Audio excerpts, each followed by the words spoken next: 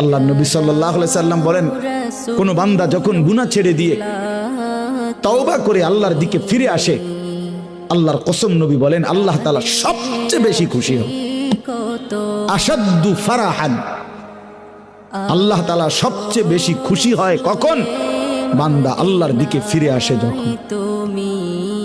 বিতাওবাতি আবদিহি, বান্দা যখন আল্লাহর দিকে ফিরে আসে আল্লাহ তাআলা ভীষণ খুশি হয়।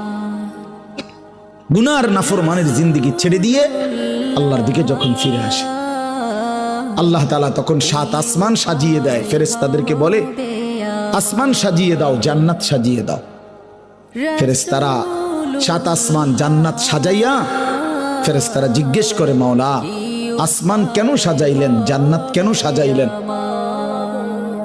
তো আল্লাহ তাআলা বলে আসলাহাল আবদু মাওলাহু, শোনো আজ এক গোলাম যে তার মনিবকে ছেড়ে চলে গেছিল অনেক দিন, আজ সেই ভেগে যাওয়া গোলাম তার মনিবের সাথে সম্পর্ক ঠিক করে ফেলছে।